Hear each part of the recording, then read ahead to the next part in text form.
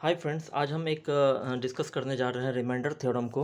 Remainder theorem ये कहता है कि यदि पी एक्स कोई बहुपद है, कोई पॉलिनोमियल है, ठीक है, जिसका कि घात एक या उससे ज़्यादा हो, ठीक है, और उसे एक्स माइनस ए से यदि भाग दिया जाता है तो जो हमारा शेष होगा, रिमाइंडर होगा, वो पी ए होगा। इसको हम एक एग्जाम्पल के जरिए समझने का कोशिश करते हैं। एग्जाम्पल में ये है कि हमें रिमाइंडर ज्ञात करना है, शेष ज्ञात करना है, जबकि x Q plus three x square minus four x plus five को डिवाइड किया जाता है एक्स माइनस टू से। तो इस केस में हम क्या करेंगे, एक्स माइनस टू होगा तो जो भी साइन होगा उसका अपोजिट साइन ले लेंगे, या हम इसको ऐसे समझ लें कि x minus two equal to zero करके कंसिडर कर लेंगे। मतलब ये हो गया कि एक्स इक्वल टू टू।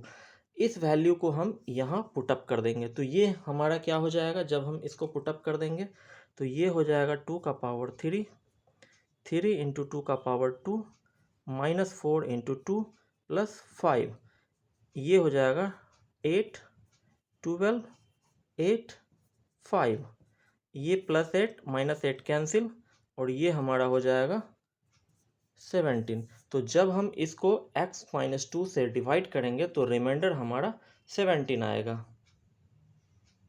दूसरा हम डिस्कस करते हैं फैक्टर थ्योरम को। फैक्टर थ्योरम ये कहता है कि कोई बहुपद पी एक्स जिसका घात एक या एक से ज़्यादा हो और ए कोई रियल नंबर हो, ठीक है, तो उस रियल नंबर के लिए यदि P A equal to zero हो, हमने इससे पहले रिमाइंडर थ्योरम को पढ़ा है और उसमें हमने देखा कि ए का वैल्यू जब हम डालेंगे तो वो हमें रिमाइंडर देगा। तो P A equal to zero कहने का मतलब ये हो गया कि किसी वास्तविक संख्या ए के लिए यदि रिमाइंडर जीरो हो जाए तो पी एक्स का एक फैक्टर जो हो जाएगा एक्स माइनस ए होगा। मतलब यहाँ प्लस साइन लेंगे तो यहाँ माइनस, हमने पिछले में भी बताया था रिमाइंडर थ्योरम में कि अपोजिट साइन लेना है। या हम इसको ये कह सकते हैं कि पी एक्स का एक फैक्टर यदि एक्स माइनस ए है, यहाँ माइनस है मतलब यहाँ पर प्लस में होगा, तो पी ए बराबर जीरो होगा। तो ये हमारा फैक्टर थ्योरम है, इसको हम ध्यान में रखेंगे। यहाँ पर एक हम क्वेश्चन को समझते हैं कि पी एक्स यदि x square minus three x plus two है तो क्या एक्स माइनस वन इसका फैक्टर है कि नहीं। तो हम क्या करेंगे, एक्स माइनस वन है मतलब यहाँ पर इसको हम जीरो कंसिडर करके एक्स का वैल्यू वन आएगा। तो इस वैल्यू को जब हम इसमें पुट करेंगे तो हमें क्या आएगा, ये x इक्वल टू वन है, मतलब हम यहाँ पर a इक्वल टू वन लेंगे तो पी ए बराबर हमारा हो जाएगा पी वन, और ये वैल्यू हो जाएगा वन का पावर टू माइनस थ्री का power three into one plus two, ये हो जाएगा one minus three plus two equal to zero. इसका मतलब क्या हो गया कि पी ए बराबर जीरो हो गया। जब पी ए बराबर जीरो होगा तो एक्स माइनस ए इसका फैक्टर होगा, अर्थात एक्स माइनस वन इसका फैक्टर होगा। या दूसरे तरीके से समझ सकते हैं कि पी एक्स का फैक्टर एक्स माइनस ए है, इसका फैक्टर एक्स माइनस वन है यदि रिमाइंडर जीरो आ जाता है। तो ये था हमारा फैक्टर थ्योरम। अब एक मोस्ट इम्पॉर्टेंट थिंग है जो कि आप लोगों को ध्यान में रखना है, वो ये है कि कोई x N minus A N के फॉर्म का कोई भी है और एन का वैल्यू क्या है, कोई भी धन पूर्णांक हो, मतलब एक्स माइनस ए हो या एक्स स्क्वायर माइनस ए स्क्वायर हो या एक्स क्यूब माइनस ए क्यूब हो, कोई भी फॉर्मेट हो, कोई भी एन एक पॉजिटिव इंटीजर हो, उस केस में इसका एक फैक्टर एक्स माइनस ए होगा। मतलब एक्स का पावर फाइव माइनस ए का पावर फाइव हो तो वो एक्स माइनस ए से डिवाइड होगा ही होगा, मतलब उसका एक फैक्टर एक्स माइनस ए होगा। तो ये याद रखना है कि यदि एन कोई पॉजिटिव इंटीजर हो उस केस में एक्स माइनस ए इसका फैक्टर होगा ही होगा। और ये ध्यान में रखना माइनस वाले केस में।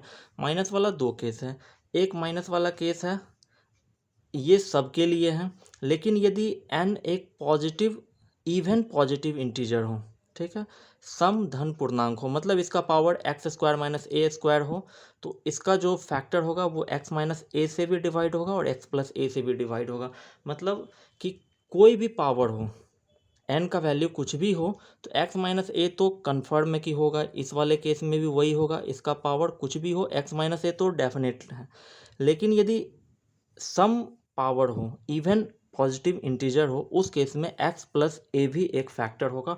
तो ये याद रखना है कि यदि सम संख्या हो पावर में, सम धन पूर्णांक हो, तो x माइनस ए एक्स प्लस ए दोनों होगा, और n कोई भी पावर में हो, वन टू थ्री हो, तो x माइनस ए कन्फर्म है कि एटलीस्ट x माइनस ए होना ही होना है। दूसरा है यदि ये प्लस हो, एक्स एन एक्स का पावर एन प्लस ए का पावर एन, और यहाँ पर यदि ये विषम धन पूर्णांक हो, यहाँ पे ध्यान में रखना है कि एन ऑड होना चाहिए, मतलब एक्स का पावर 1 प्लस ए का पावर 1, या एक्स का पावर 3 प्लस ए का पावर 3, एक्स का पावर 5 प्लस ए का पावर 5, कोई भी केस हो, इसमें जो है वो x प्लस ए से डिवाइड होगा। यहाँ पर यदि एक्स का पावर एन प्लस ए का पावर एन ये समधन पूर्णांक हो, मतलब एक्स स्क्वायर प्लस ए स्क्वायर हो, तो वो x प्लस ए से डिविजिबल नहीं होगा। तो ये कुछ पॉइंट्स थे जिसे आप लोगों को ध्यान में रखना है। होप नेक्स्ट वीडियो में मैं कुछ और इंटरेस्टिंग फैक्ट्स लेकर के आऊँगा। तब तक के लिए गुड बाय।